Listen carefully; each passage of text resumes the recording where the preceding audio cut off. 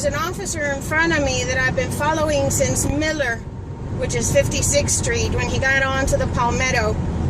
He's about 4 cars down. I've had to keep up with him. I had to, like, you know, push the limit and everything, and I actually know he was going about 100 miles an hour because I was hitting 80 and I could not catch up to him, and he was still leaving me behind. I was trying to get a hold of him because I actually at one point caught up when traffic allowed me to. I was able to get up to him and honked and flashed my lights to ask him to pull over, and I don't know if he ignored me or anything, but he's been, you know, driving recklessly and pushing 80 to 100 miles an hour, you know, throughout the highways, and just trying to, I don't know where he's going, what the emergency is, but he was driving very recklessly earlier, and he was, you know, just switching through lanes and just endangering, you know, I guess that could be considered endangering of the public. I was finally able to pull him over, or pull next to him and ask him to please pull over so we can have a conversation. And he's now pulling over, I guess, or not. I'm not sure. Nobody's above the law, you know. We all have to be like, set the example kind of thing, you know. You're a leader in the community. You need to be an example to the community. You need to, you know, lead by example. You need to show what's the right thing to do, you know. So I'm gonna, you know, unfortunately I wasn't able to clip my camera and show, you know, how he was driving prior to this, but I'll still have the conversation with him and see what he says. So let's see what happens here. Okay, bye. The reason I pulled you over today, and I'm asking you to come over and have a conversation, is because I saw you since Miller Drive when you were first jumping onto the Palmetto. Okay. And you were pushing 90 miles an hour. Really? Okay. Yes, and because I was going right behind you, okay, and you passed me at, you know, I was going, what, 35 miles an hour down Miller. You passed me like I was standing still. Okay. Then after that, you got on the ramp, and we went past Bird Road. I pushed 80 to try and catch up with you, and I was still, you know, eating your dust. You were leaving me behind, and I was going 80 miles an hour. And I just wanted to know, what's the emergency? I don't know how fast I was going, but I can tell you this: I'm on the way to work right now. I don't believe I was speeding, but like I said, you're entitled to your opinion. I just saw you now when you pulled over next to me, which is why I pulled over here. I thought you had some kind of emergency or anything. Everything fine? No, everything's fine. Yeah, it's your speeding. Okay, well, I apologize, and I'll be sure to slow down then. Okay? Yeah? Yes. Okay. All right. You know, it's anything just... else? I My think name, that... badge? No, I just think that we should all set an example. No, I agree. You know, leaders of the community set by example.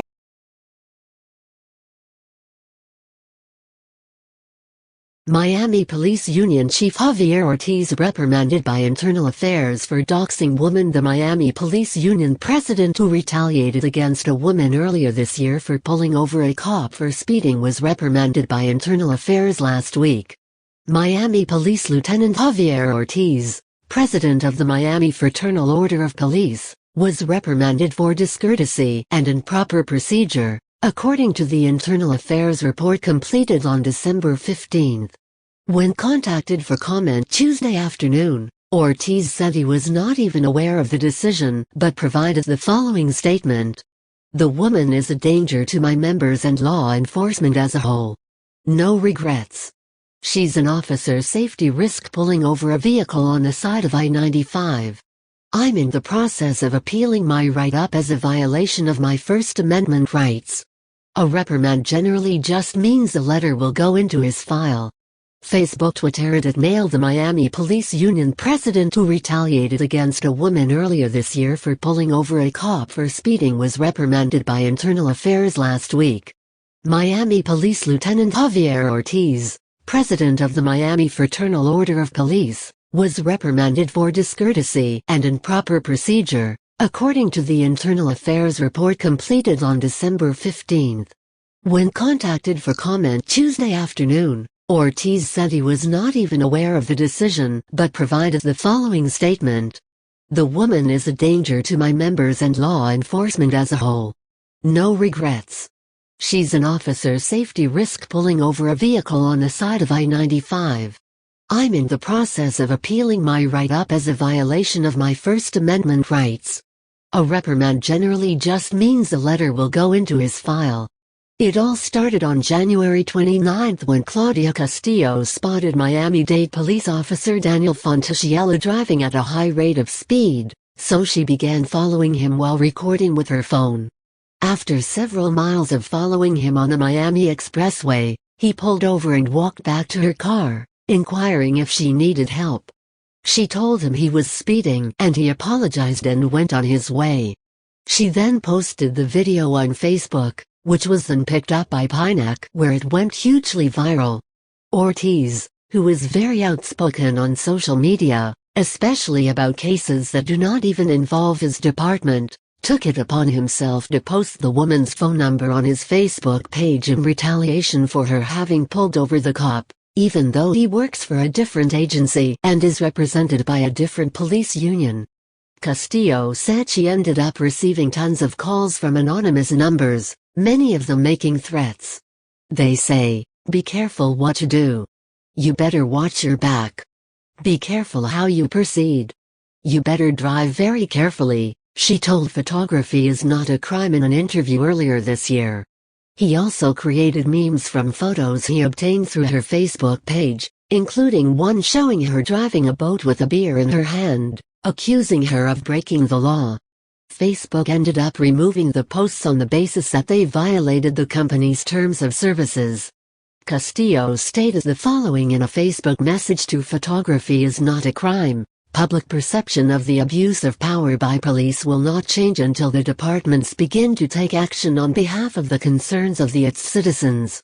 This complaint was filed in the beginning of the year and took months to be processed. Javier Ortiz was found to be in violation of at least 13 City of Miami departmental orders, which are grounds for dismissal, suspension and demotion, yet no action has been taken. The city should take this opportunity to make an example out of this individual who has repeatedly demonstrated his conduct to be unbecoming of a police officer. She said she would like to file a lawsuit, so is interested in hearing from lawyers willing to take her case. Speaking of which, Ortiz has been sued at least twice this year for excessive force on citizens, which you can read about here and here.